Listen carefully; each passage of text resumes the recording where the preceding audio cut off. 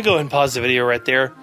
I just want to address the fact that the last time I updated you guys on the Borderlands series was 6 months ago. I'm sorry about that. Life got in the way. Look, you know, there's more to life than playing video games and stuff. You know, I got a little busy, but don't you worry. Daddy's back. I'm almost done with the map, so yeah. Enjoy the video.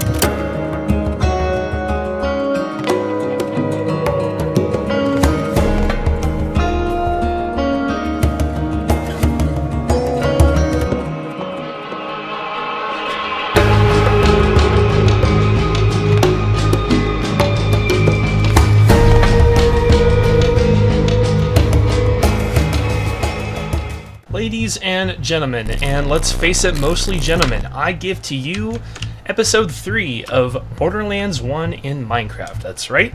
Around late last year, I announced to the world that I am recreating the entirety of Arid Badlands from Borderlands 1 in Minecraft, of which I'm now about 60%-ish done. Still got a lot to go, but I'm very much itching towards the end. It's been a long time coming, as crudely alluded to in my intro. Real life got a little busy, but there's also a couple challenges that I'll get to. So first and foremost, I will just go over what I've gone through in the past video. So I'll draw a little bit of an outline here. So from here, all that was the first video. Here to about there was the second video, so mostly this area. Here I'm hoping to address all that's right here, and we have some playable stuff and a lot of just landscape here. So let's get right to it after we pass the time. The last time I left off on this world, I think I had just to about right here. Everything else here didn't exist. I was to about right here, and on the map, you can kind of see, it's not a perfect straight line, but it does kind of logically make sense to assume a straight line, in my opinion, so I basically just did that. And in this spot, I think it did pretty alright. I've got this like large spire here. There's a lot of spires in this game. Now, the next thing I added after... I'll go down this road in a second, but after starting to go down this road, I went ahead and added the other side of this hill. And then I slowly started to go down to this windmill farm here, which I grinded out in a day. That was hard, but I did it. But then I ran into an issue. So hopefully I'll put an image on screen now.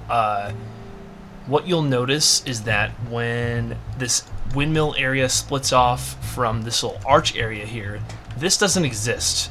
This ledge right here should be this ledge right here, but I built this first before I built this, so I kind of have this weird large gap. But considering the fact that this is such a small area and just kind of offhand, I went ahead and just filled it up with this stuff. I'm not in the business of making it absolutely perfect. As I've alluded to in my prior videos, there's a lot that I know is going to be inevitably off, but like I said, I don't see you building this shit. But I also didn't want to make it ugly either, so I went ahead and, because this actually didn't start at this height, it actually started at around that, this floor right here started at around this height, that I then world edited down and added a bit of a layer here, so that I could at least make it lower, because with it being at the same height, it was a little awkward, this area and this area being at the same height.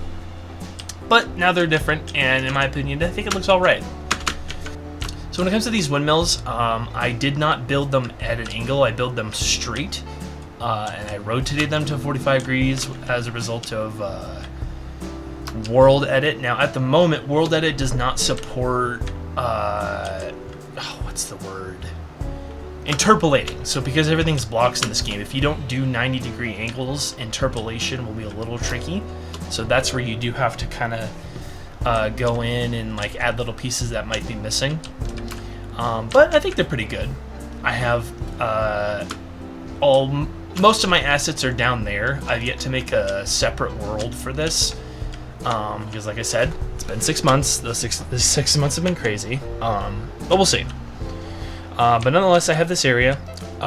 Kind of alluded to in a prior video over there, but since I had this game open on my second monitor as I made this, One thing that was tricky about this particular area is that if you're in here long enough, the enemies will respawn after you kill them, and likewise the skags in this little alleyway here. So definitely a little tricky, but not undoable, especially when you have a max character like me. So amongst the many intricacies in this game, there's an arena that's not, how do I describe this? So you walk to the arena, you don't load into the arena, and it's like a skag dome. I'm not there quite yet, but I do have space for it.